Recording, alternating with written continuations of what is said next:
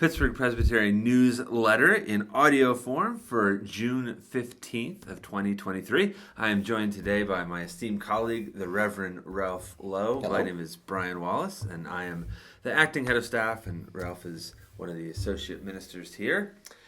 We're taking a break. For the last couple weeks in the newsletter, my articles have focused on back to the basics, looking at the who and the responsibilities and eventually the objectives of the presbytery. But we're coming up on Juneteenth, and we're taking a little break from that to talk about Juneteenth. And what I will start out by saying is that I don't know if I'd even heard of Juneteenth until the last couple of years. It's not specifically a liturgical holiday. But if we're honest, a lot of what we celebrate in our churches aren't specifically liturgical holidays. We have Thanksgiving services. That's not a liturgical holiday. We talk about 4th of July, Memorial Day. So Ralph and I thought it'd be good to kind of talk a little bit this morning about Juneteenth, why it matters, and I'm just going to say at the outset why it matters to our predominantly white congregation. If you're listening to this as a person of color or your congregation is not predominantly white, you might be like, I don't need to hear this. Well, we understand that, but for a lot of you listening, you are in predominantly white congregations, so we want to talk a little about that. Yeah, and I thought we'd start out this conversation, Brian, with just talking about, it was called General Order Number 3. It was an order given to the slaves in Texas. The Emancipation Proclamation was given in 1863. So in 1865, June 19th of 1865 is when this proclamation finally made it to Texas. Now, to be clear, there was still fighting going on. As a matter of fact, I read up that the last actual battles happened months before this proclamation was given by the general from the Union Army in Texas. So the General Order Number 3 states this: the people are informed that in accordance with the proclamation from the Executive of the United States, all slaves are free. This involves an absolute equality of personal rights and rights of property between former masters and slaves, and the connection heretofore existing between them become that between employer and hired labor. The freed are advised to remain at their present homes and work for wages. They are informed that they will not be allowed to collect at military posts, and that they will not be supported in idleness either there nor elsewhere. So, Brian, I thought we'd talk a little bit about what this meant. If a slave who was hearing this 2 years removed from the Emancipation Proclamation, and hearing this for the first time from this Union general who was sent to enforce this proclamation, right? So just the fact, Brian, that it says at the very beginning, all slaves are free. Could you imagine what that felt like as a slave, right? To just have this person, this Union general, come and say, "You're free, and these are the things you're going to do," and then the description of what that freedom actually means. Like, so remember, we're talking about chattel slavery here, where these individuals, black people, were property, and then this proclamation, this order, you go from being property to being paid for work, supposedly paid for work that you were going to be doing. It is significant, right? So I think the thing that you and I talked about before we came on is there's kind of 3 practical things we want to share with our predominantly white congregations. The first is celebrate, right? This is a significant piece of our history. I think, Brian, and someone's going to check us and probably email us, I think the last time we had a national holiday go into effect was Martin Luther King Day. Okay. I think in the 80s. In the 80s, right? Because Reagan signed that. Yes. Sure he came in under Reagan. Yes. So this is a significant part of our history. So we should celebrate it. We should recognize that, hey, we had this horrible thing going on, and we're trying to correct it by saying it was wrong and slaves are free, right? So we should absolutely celebrate that. In addition to that, though, I think, for those of us who are listening of the faith community, it's an opportunity to recognize that this thing did happen in our history, right?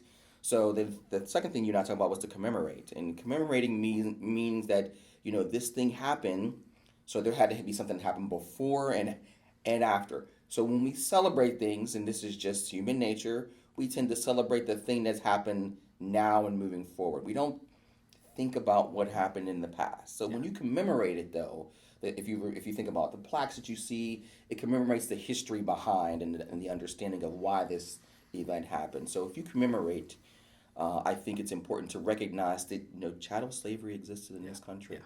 Yeah. Juneteenth was necessary for a reason. Yes. And what's the reason? Yes, and what's the reason? And the last thing, Brian, and I'd love to hear your thoughts, is I think specifically for our communities of faith, we need to be able to lament what that truly means for society today, right? And the effects of chattel slavery, and its continued effects for all of us, white and black, today.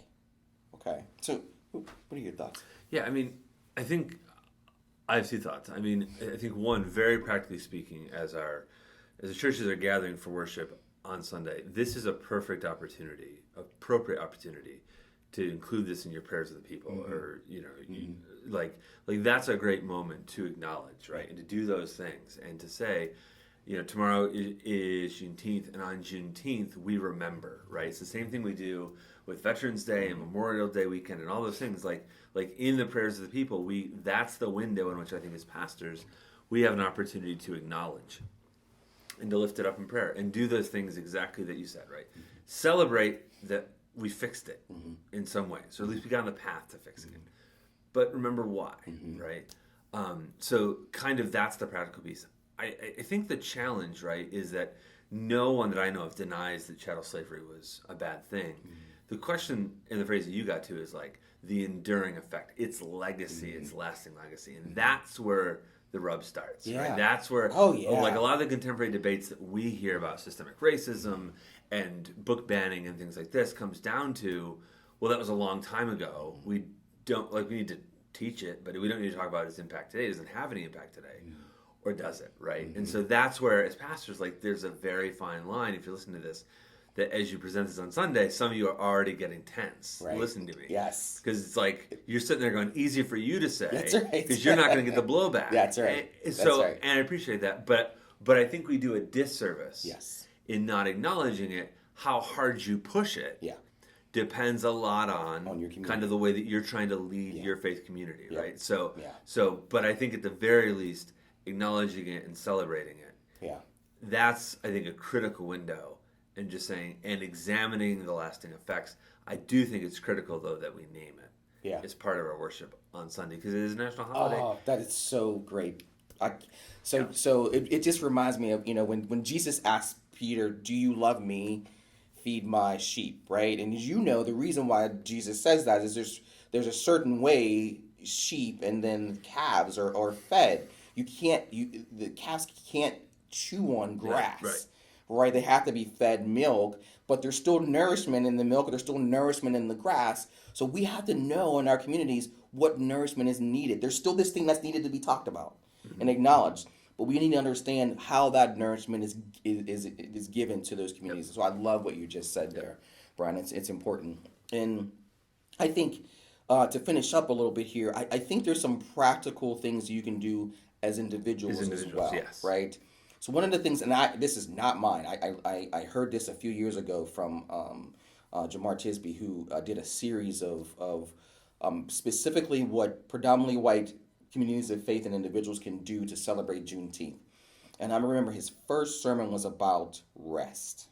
And specifically, and I try to get the words right here, he said to ask yourselves as individuals, as white individuals, what can I do to support the rest Black people deserve but are so often denied? And let me frame that.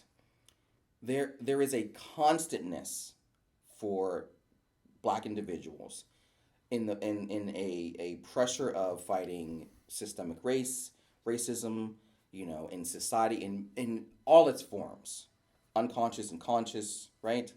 So given an opportunity to people you have relationship with, Black people, to acknowledge that tension and say, and this is individual, so this is up to you. How can I provide rest?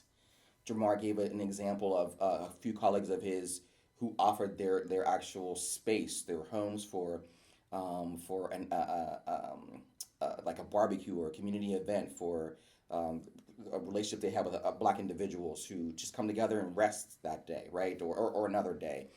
He gave another example of another couple of his colleagues. Hey, can I buy your family dinner? Which sounds like, you're giving me money, because in what I'll say to that is, you're not going to go find some random Black person and say, hey, Right. here's some dinner. But hopefully you have relationships in such that you can navigate and identify how you can support through rest with those individuals you have relationships with. And I think that is so key because it acknowledges two things. The first thing it acknowledges is that the fact that I see you, that there is a struggle that exists for you that doesn't for me, right? And in that struggle, I am hoping and praying that I can give you some little rest from that struggle because I see it and identify it with you and I'm in it with you, right? I think those are two things that are really, really important. And it also dismisses this tension of I think we get in America. James Baldwin would call it the dispassionate. I was recalling this earlier. America is, we are remote from, she is remote from chattel slavery. It's like this thing out there. You said it earlier. You said it really well earlier, Brian. But, and James Baldwin would say you need to be passionate all the time about the effects of slavery. And I think in a small way, when you acknowledge the rest, you're acknowledging and you're being passionate about the legacy of chattel slavery in this country. So that's just one practical thing I think would be important as individuals, Brian. So I think to close, I want to kind of go back to something that you and I have reiterated in conversations over and over again of like, why does this matter to the church? Why does it matter to discipleship? And I think especially, in a lot of our communities that are very homogenous, we can lose sight of the fact that to love your neighbor, which I'm pretty sure Jesus said that. Pretty sure. Right? I'm pretty sure it was a pretty important part of his teaching. To love your neighbor, you have to ask, who is my neighbor? Right? And your neighbor goes beyond just people you are immediately familiar with. And as a nation, we need to own as a community, as Pittsburgh Presbytery, that we are not all the same in race and ethnicity. And that has impacted the way we live our lives. That's and right. If we're going to fulfill God's commandment to love one another, if we're going to be the beloved community, we need to be committed to understanding and taking seriously other people's experiences and not just our own. Yeah. Yes. And as you were talking, I was thinking like Memorial Day is a big, big holiday for a lot of folks. And particularly for those of us who have veterans who have served. Yep. Even if they did not lose their lives in service, right? Memorial Day still has significance for them. Juneteenth for some people would be a bigger deal. Particularly for families, who can trace their descendants back. That's right. It's a big deal. And I think for us to raise our awareness, to put it before our congregations and to figure out what we can do individually is another way of taking our discipleship to the next level of saying, how are we going to show love for our brothers and sisters? So it is integrally connected to faith. I know sometimes people are like, oh, race is all about politics. No, it's not. Yeah. It is not about politics. It is about learning to love one another, to love your brothers and sisters in Christ. Yeah. Well said, Brian. I really appreciate it. And if I could just end by saying happy Juneteenth to all of you. Happy Juneteenth. Celebrate in a wonderful and great way. Thank you all.